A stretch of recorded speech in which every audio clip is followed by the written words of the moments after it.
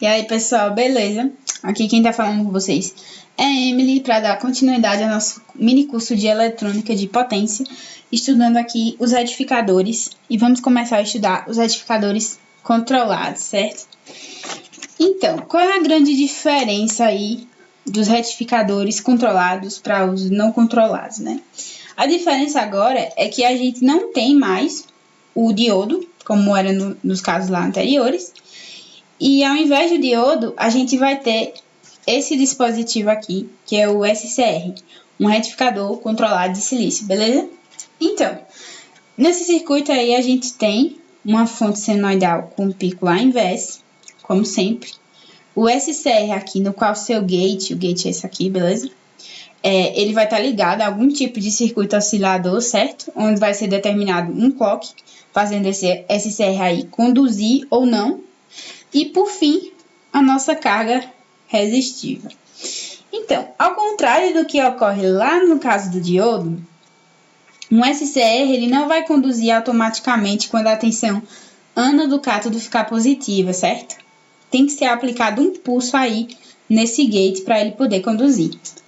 Então, se o tempo de retardo do pulso no gate for ajustado e se esse processo for executado repetidamente, então as saídas dos retificadores elas podem ser controladas. E a essa técnica a gente dá o nome de controle de fase. Tranquilo? Então vamos lá fazer a análise desse circuito. Começando lá no semiciclo positivo da fonte, como a gente sempre faz, de 0 a π e de 2π até 3π. Beleza? Então vamos lá.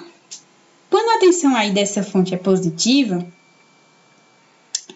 esse SCR aqui, ele vai estar diretamente polarizado. Se fosse aí um diodo, ele já estaria conduzindo, né? E aí a gente já sabe, das aulas anteriores, que a tensão ali no resistor, ela seria a da fonte. Só que aí no caso de um SCR, ele não vai já conduzindo quando ele está diretamente polarizado. Ele só vai conduzir se o pulso de acionamento for aplicado no gate. E aí, quando houver uma corrente suficiente de gatilho maior que a corrente de disparo do SCR. E isso acontecendo, a gente vai ter lá na carga a tensão da fonte, certo? Seguindo lá a ideia do retificador de meia onda estudado anteriormente. Para um melhor entendimento do que eu estou falando aqui, vamos fazer a análise do gráfico da tensão na carga, certo? Que é esse gráfico aqui de VO. Então, bora lá. Se esse SCR aí, ele passar para o estado ligado em um tempo igual a T0, certo? Uma corrente vai fluir na carga e a tensão de saída, ela vai ser exatamente a tensão de entrada, certo? O grande diferencial será justamente esse períodozinho aqui, que vai de 0 até T0, que é o que a gente chama de ângulo de disparo ou então ângulo de retardo, que seria justamente esse período que o SCR ele ainda não foi acionado, certo? Ele ainda não está conduzindo. Então, nesse período aí que ele ainda não está conduzindo, ali está em aberto e eu não consigo entregar tensão aqui à carga, certo?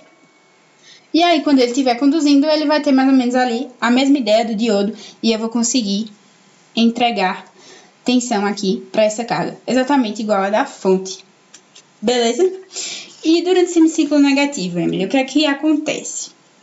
Esse SCR, ele estaria agora inversamente polarizado e ia acabar bloqueando o fluxo da corrente e não haveria tensão na carga por consequência disso. No semiciclo negativo dessa tensão aí de entrada, não é aplicado sinal no gate, tá? Porque de qualquer maneira, esse SCR aí não entraria em condução, mesmo que você colocasse um sinal no gate dele. Tranquilo? Então, fazendo uma análise gráfica aqui, a gente vê que após o período de 2π radiana, as formas de onda elas vão se repetindo indefinidamente, certo? Porque a tensão alternada de entrada, ela é periódica. Mas aí, é justamente muito parecido mesmo com o que a gente viu lá no retificador de meia onda não controlado. A diferença é agora esse ângulo de disparo de fato, certo?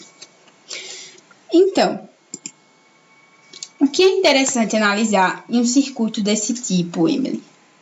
As mesmas grandezas de sempre, certo? Só que aí a gente percebe um grande diferencial agora nessas equações, é que elas dependem do ângulo de disparo, não é verdade? Vê aí esse cosseno de alfa. Então, essas equações, elas indicam que a amplitude de tensão de saída, ela é controlada justamente por esse ângulo de disparo, certo? Então, o aumento de alfa aí, disparando o SCR posteriormente no ciclo, vai diminuir a tensão e vice-versa. A máxima tensão de saída, ela vai ocorrer quando justamente esse ângulo de disparo aí for igual a zero. E aí a mesma tensão do circuito de meia onda não controlado seria entregue à carga, né? Que era lá com o diodo ao invés do SCR. Daí, se esse ângulo for igual a zero, o circuito ele vai atuar justamente como um diodo retificador. Beleza? Então, como é dada a expressão da tensão média na carga, né? A tensão média na carga vai ser justamente Vm, que a gente já está cansado de saber, que é a tensão vinda lá da fonte vezes a raiz de 2, vezes 1 mais cosseno de alfa dividido por 2π. E a corrente média na carga é essa expressão aqui, só que dividindo por R, beleza? Lei de Ohm, né? Corrente RMS vai ser dada pela corrente máxima dividido por 2, vezes essa expressãozinha aí, que depende do ângulo de disparo, mais uma vez. E aí, por essas três expressões dependerem do ângulo de disparo, a gente tem que todo o resto vai depender, né? Então, a potência aqui na carga vai depender desse ângulo de disparo e, consequentemente, o fator de potência, certo? Que vai ser dado justamente pela potência ativa dividido pela potência aparente. Tranquilo? Então, vamos lá colocar em prática o que a gente aprendeu aqui, né? Então, nosso problema diz o seguinte: um retificador de meia onda controlado ligado a uma fonte AC de 150 volts 60 Hz, se a resistência na carga for de 10 ohms e o ângulo de retardo for de 30 graus, determine. Lembra lá, né? Ângulo de retardo e ângulo de disparo são as mesmas coisas, que é aquele alfazinho. Então, ele pede para a gente determinar a corrente máxima na carga, tensão média na carga, corrente RMS na carga, potência fornecida à carga e a letra E, fator de potência. Então, vamos lá. Ele quer que a gente calcule a corrente máxima na carga. Para a gente poder calcular a corrente máxima na carga, a gente precisa da tensão máxima dividido pela resistência. Então, vamos calcular primeiro essa tensão máxima, né? Então, aí a gente já sabe de sempre que é raiz de 2 vezes Vs. Vs aqui no caso foi de 150 volts, então substituindo aqui os valores, a gente tem que essa tensão é de 212 volts. E aí, sabendo que a nossa resistência do circuito é de 10 ohms, fazendo essa divisãozinha aqui, a gente encontra que essa corrente máxima vai ser de 21,2 amperes. Tranquilo? Agora vamos lá para a letra B, da tensão média na carga. Então, a gente já sabe quanto é Vm, só substituindo aqui. No enunciado, ele já disse que esse ângulo aqui de retardo, ou ângulo de disparo, enfim, é de 30 graus. Então, substituindo aqui nossos valores e calculando, a gente encontra que essa tensão média é de 63 volts, certo? E a corrente RMS na carga, que é, substituindo todos esses valores que a gente encontra nos enunciados, nas letras anteriores, e nos valores que ele já deu no enunciado, a gente encontra que essa corrente RMS é de 10,5 amperes. Aí, dando um stop aqui. Poxa, Emily, por que a gente preferiu calcular a corrente RMS e não a corrente média? Porque lá nos outros eu lembro que a gente sempre calculava mais a corrente média, né? Então, é porque justamente as expressões de potência e, por consequência, o fator de potência, eles dependem dessa corrente RMS, tá? Então, é por isso que a gente está dando uma prioridade aqui para a corrente RMS. Então, sabendo agora da corrente RMS e quanto é a nossa resistência, a gente encontra na letra D que a potência fornecida à carga é de 1090 watts. Aí, beleza, ele pede que a gente calcule o fator de potência. A gente acabou de encontrar a potência ativa do nosso circuito, que é de 1090 watts, 94, aliás, watts. E agora a gente só tem que calcular a potência aparente, certo? E essa potência aparente vai ser justamente VS, que é os 150 volts, vezes a corrente RMS que a gente acabou de encontrar na letra C.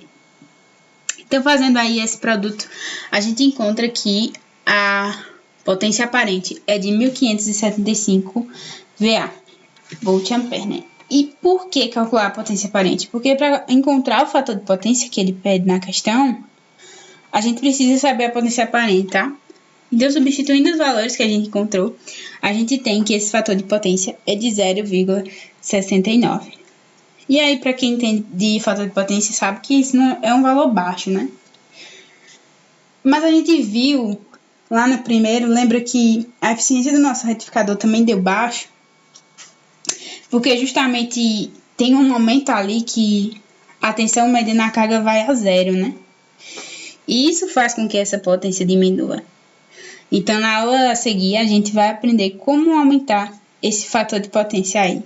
Tranquilo? Então, pessoal, é isso. Muito obrigada aí pela atenção de vocês. E qualquer dúvida, deixe nos comentários. E até a próxima aula.